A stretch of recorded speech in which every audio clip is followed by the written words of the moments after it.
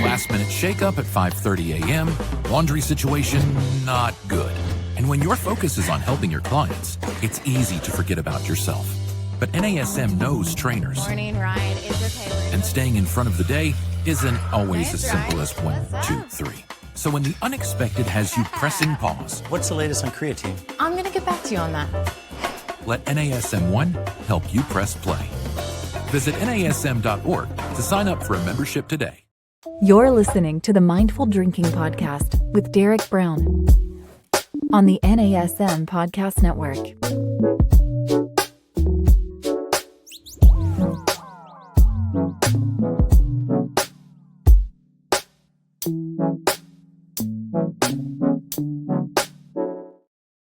Welcome to the Mindful Drinking Podcast, where we talk about tips and information that you can use to drink more mindfully.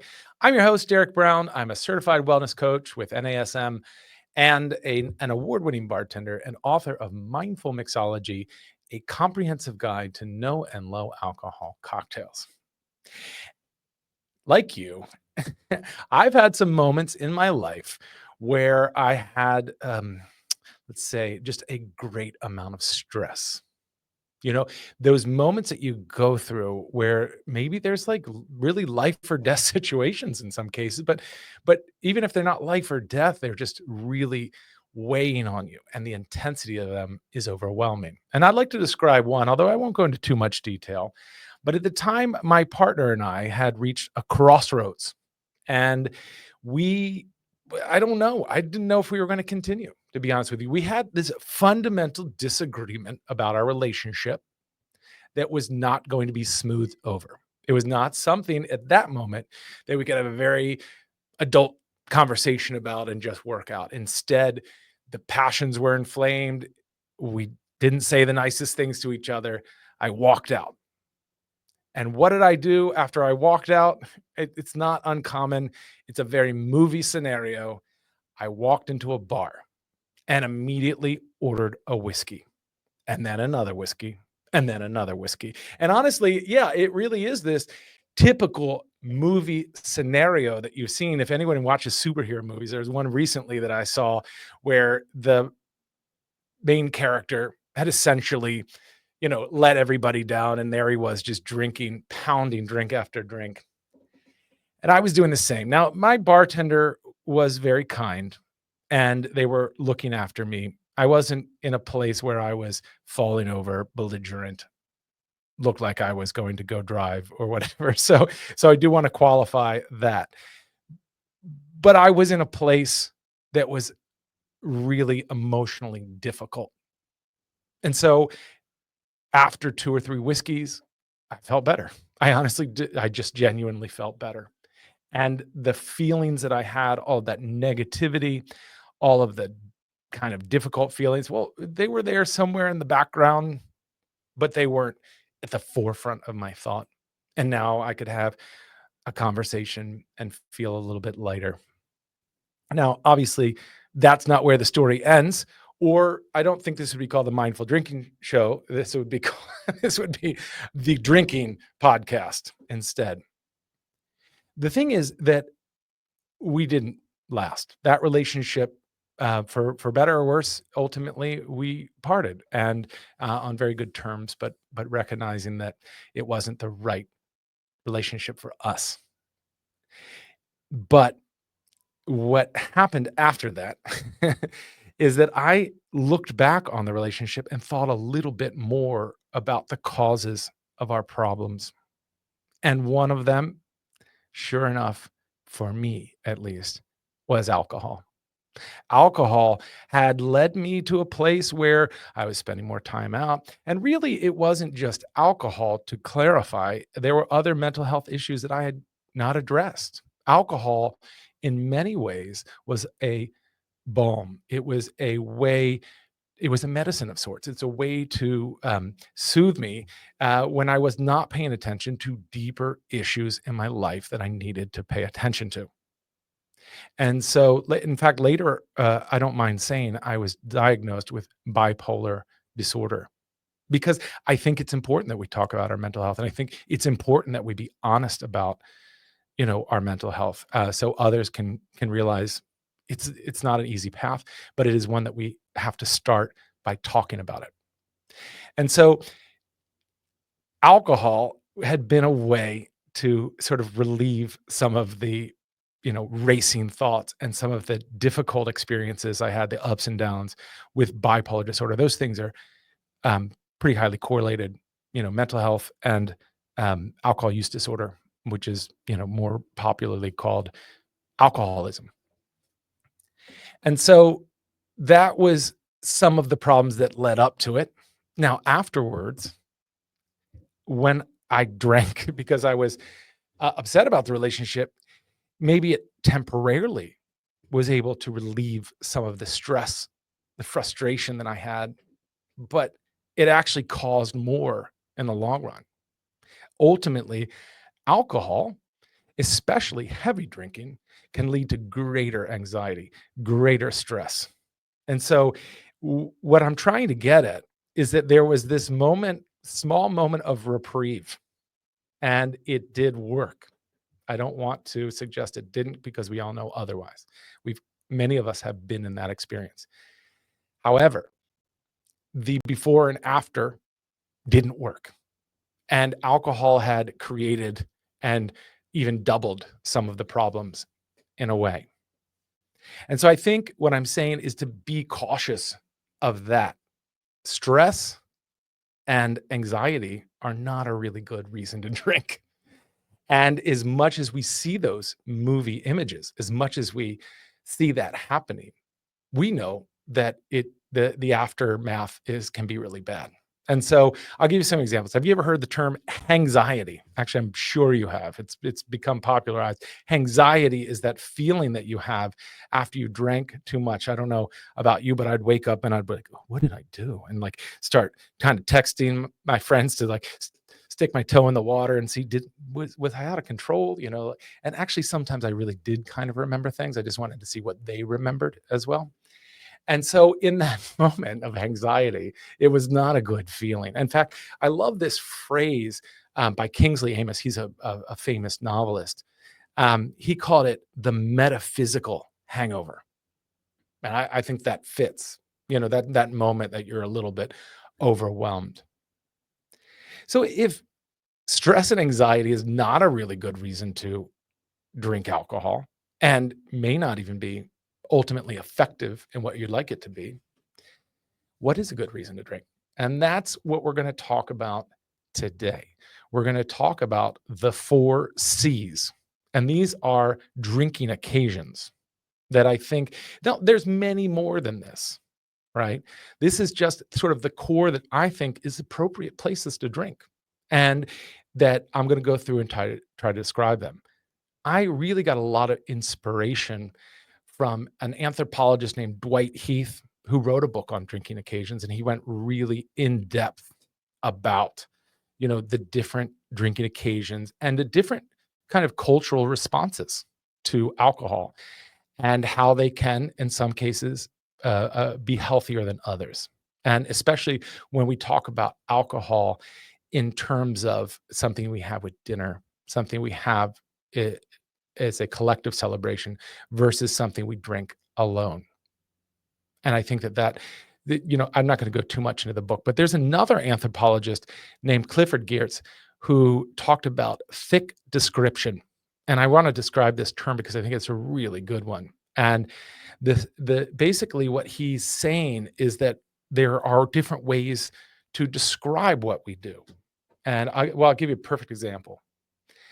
If you've ever seen somebody wink, which I know you have, then you think, oh, they're being funny, or they're being flirtatious, or they're making it, like they're telling an untrue story, or whatever the reasons why we wink. There are multiple ones, but you know them already. What you don't do is go, oh my gosh, that person has an eye twitch. They need to go to a doctor. They need help. Why are they doing that? Because underneath it all, the symbolism of it. You understand what is happening. And so that's a big part of thick description, is recognizing that there are many layers to it and there are many reasons why we do things. And so that applies to why we drink alcohol as well. So I just want to be clear about that and make sure you realize people have their reasons, which is another kind of concept from anthropology, and Geertz as well as others talked about it, that people have reasons for what they do. It's not always arbitrary. And that might help us to understand, especially if we're struggling with drinking, in maybe not in the sense of alcohol use disorder, maybe not in the sense that we don't feel we can stop, but we do feel that sense of pressure, that overwhelming pressure. I'm at a bar, I have to drink. I'm at a wedding, I have to drink. Those are tied in to our culture and our society and the way we think about alcohol. And so I think that's important to bring up beforehand. Now, the 4 C's are celebration, conviviality, consecration, and connoisseurship. And it's, each one of them are reasons why we drink. And each one of them you probably have experienced to some degree if you do drink alcohol. So the first one, celebration, I think is really clear. If you go to a wedding, as I already mentioned, you are clinking glasses with champagne or sparkling wine, depends how much you want to spend on the wedding. And if you get a new job promotion, let's go out for a drink, so it might be celebrating with your family, it might be celebrating with your friends, it might be celebrating with your work buddies, whatever it is. Celebration is a clear part of it, and at the top of the list, because I think it's the one that we often associate with alcohol. If you thinking of that movie scenario again when people are clinking, but honestly, I've been thinking about weddings I've gone to. People drink a lot at weddings, at least the ones I've been to. Sometimes it gets wild. The next one is conviviality, and this is where we sit down with other people or groups of people and we develop relationships. And it's a pretty good one. I really like that, sitting down and drinking with other people and getting to know them. Whether it's like an Irish pub and I'm having a Guinness, now they have Guinness Zero. If I'm at an upscale bar and I'm having a non-alcoholic cocktail, or they're having a cocktail, whatever, I really love that experience.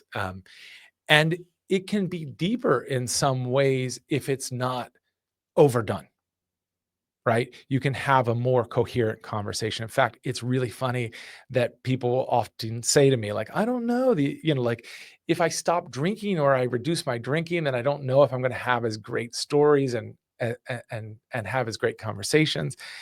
And I remember it very differently. There were many times where I was drinking, or the other person was drinking, and the same thing was just getting said over and over again, because memory obviously is affected when we drink in a heavy way. And so definitely, I think that in terms of conviviality, it's best in a mindful way. You're listening to the Mindful Drinking Podcast, and I'm your host, Derek Brown, and we're talking about the 4 C's of drinking occasions. Specifically, we just talked about conviviality, and we talked about celebration. And now we're going to talk about another one, consecration. Alcohol is rarely neutral when it comes to cultures and religions. People have strong views from a religious standpoint on alcohol. There are religions where alcohol is sacred, right? It's even the blood of gods. And there are religions where you're not supposed to touch it. You're not even supposed to have mouthwash that has alcohol in it. So it can be really polar extremes. And so, but it is a part of religious ceremonies, and that makes sense to some degree. If you look, let's talk about Christianity. I go to a church, and I will have the Eucharist, the wine that goes along with that, the communion wine, and I drink that. I don't, like I don't usually drink alcohol, but I drink that because it's really just a little sip and you get a wafer with it anyway. Sorry, no offense to those who see that as the body of Christ, but I think ultimately, there is this meaning imbued in it, and it really goes back to the Bible itself, to the agricultural communities and what they grew at the time and what was considered important in terms of food and feasting. So I think that that's an important thing to kind of understand, that consecration and that religious connection. Well, another example is Passover, Seder in the Jewish tradition. That's an example of um, when wine becomes sacred, maybe not in the same way as Christianity, but it's definitely there. And so wine is connected to sacredness, to sacred occasions. And I think that could be pretty good ultimately, because it does change our relationship with alcohol. We're not pounding communion wine. I hope you're not pounding communion wine. So then after that, there's connoisseurship. And that really is when we sit down and we consider the experience of drinking. That's something that I kind of specialized in. I've been a spirits judge, um, and I have led tastings, and I myself have enjoyed a really good, let's say, scotch or whiskey. I really love scotch, actually, and I would sit down and I would take notes and I would think about the experience. I would think about where it comes from, the different elements that go into it, into the creation of it, into the production of it, and how like something as simple as the earth, that the grains grow in can affect the taste, or the surrounding technology that they were using at the time and how that's turned into something specific to that region. Let's talk about Scotland or Mexico, Scotch with Scotland, tequila with Mexico or mezcal. And so all of those, are these, traditional spirits. And so when I would sit down to taste them, I did have a sense of reverence for them. And I did, want to understand the flavors and how they were made. And I think that's a really cool and interesting way to go about it. It's very different than the experience I had when I described at the top of the show, when, I stopped at a bar and I just had whiskey after whiskey after whiskey, sitting down to really appreciate it. And I think that that's something that you can do to focus on the good qualities of drinking, being the ones that help us drink more mindfully, to stay present, to consider our health, and make sure that we are not overindulging. That happens a lot during the holidays too, which are right here. They're actually, wow, it's right around the corner, the whole winter celebrations that we have. And we're certainly going to see people drinking a lot. We can take these 4 moments and kind of really appreciate them, really appreciate celebrating together, really appreciating being together, and how drinking together can actually bring us together in a way. There's a unitive element to it, when we drink, even if we have different political views or religious views or what have you, we can share a drink together, hopefully. Then obviously there's going to be services and masses and all of that, where the consecration happens. And then lastly, if you have people in your lives that collect alcohol, wine, what have you, then that's an opportunity for them to get a special bottle and to hopefully open it with you, either that night or in the future. I love that experience too. I do want to make it clear, for those that don't drink or those who don't drink a lot, you don't have to engage in any of those C's with alcohol. All of those, it's possible to drink wonderful non-alcoholic products. Of course, the one exception might be certain types of sacred wine. You might have to pass on that. But other than that, there are, non-alcoholic sparkling wines. They're among the best. To be honest with you, I had one last night that blew my mind. It was a vintage 2023 Chardonnay sparkling wine, and I had this. I actually drank it with this spicy salmon dish, and it was like a perfect pairing. And I wasn't celebrating anything, but it became celebratory in itself. It was awesome. I had a great time. And then, the conviviality aspect. I already mentioned there are non-alcohol. Let's say you're sitting down at an Irish pub, and I think I named the brand earlier. I'm not supposed to name brands. I won't do it again. But essentially, having a stout or having a non-alcoholic beer with a friend, that's a really nice experience. Having a really soulful conversation. We don't do that enough in life. We need to have more of those. That's a critical part of not just, being together, but that sort of social wellness and psychological proximity is just a critical part of us being well, connecting. So that it doesn't need alcohol for that. It doesn't say that it doesn't mean that alcohol doesn't support that in a way. Like I do understand that that alcohol can be a piece of social technology in a way, but you don't need it at all. And in fact, the best part of it is connecting with people and not necessarily the drink itself. As far as consecration, we talked about that. There are really wonderful non-alcoholic wines and so forth, but it really depends on your own religious perspective. So I'm not going to get too deep into that, but every religious tradition allows you to pass if you need to. Nobody insists you drink wine, at least not that I know of. And then lastly, the connoisseurship is something that is growing within non-alcoholic drinks. You can get really interesting non-alcoholic beverages that are, unique, that reflect the terroir, the earth and the traditional practices. Let me give you an example. There's this growing sparkling tea, which is really cool. In fact, tea in general, you could take the sparkling away. Just tea is this age-old beverage that you can get super nerdy about.